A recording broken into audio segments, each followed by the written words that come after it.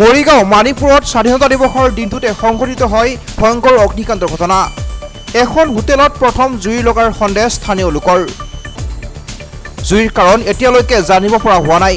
ঘটনাস্থলীত অগ্নি নিৰ্বাপক বাহিনীৰ 3খনকৈ বাহনে জুই নুমুৱাবলৈ অহৰহ প্ৰচেষ্টা অব্যাহত ৰাখে।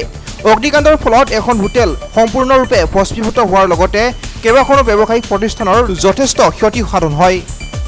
কথমপি ঘগুৱা মানিপুৰ সমবায় সমিতিৰ কাৰ্যালয়টি ৰক্ষা পৰে যদিও সমবায়খনৰ চাউল মজুত থকা গুদাম ঘৰটোৰ খিৰিকীত জুই লগাৰ ফলত জুইৰ উত্তাপত আংশিক পৰিমাণে চাউল নষ্ট হোৱা বুলি সমবায়খনৰ সভাপতিয়ে জানিবলৈ দিছে। ঘটনাটো মানে কি, আজি হোটেলটো বন্ধ আছিল। আজি 15 আগষ্টৰ উপলক্ষে আমি সকলোখিনি আহি কৰ্মচাৰী আৰু কাৰ্যকৰী সদস্যখিনি আমি ফ্লেগ হোষ্ট কৰিলোঁ। কৰি আমি 11টা, 11:30, 12টা মানত আমি ঘৰি গুচি গ'লোঁ। তাৰপিছত ঘৰত গৈ এনেই গাঁৱত মোৰ সকাম এটা আছিল, তাতে আছিল। ইয়াৰ পৰা ফোন গৈছে যে হোটেলটো জ্বলিছে। আৰু মই দেৰি নকৰি সোনকালে আহিছোঁ যে হোটেলটো পূৰা দমে জ্বলি আছে আৰু ফায়াৰ ব্ৰিগেডে চেষ্টা কৰি আছে পানী নমাবৰ কাৰণে। ইমানখিনিহে গম পাওঁ, কিন্তু হোটেলৰ পৰা যে লাগিছে এইটো খাটাং। কিমান সময়ত লাগিছে আপুনি গম পায়নে? কিমান সময়ত মানে সেইখিনি সময়তো মোৰ এনেকুৱা হৈছে, সময় চাবলৈ মোৰ কোনো নাই। তথাপিতো 2:30 মানত বা 3টামান 2:45, 2:45 এনেকুৱাতে লাগিব লাগে। হোটেলখনৰ নাম? হোটেলখনৰ নাম অভিনন্দন হোটেল অভিনন্দন। আৰু সমবায় এটা গুদামতো যথেষ্টখিনি প্ৰতিভা বুলি গম পাইছে। কেনেদৰে কি হৈছে?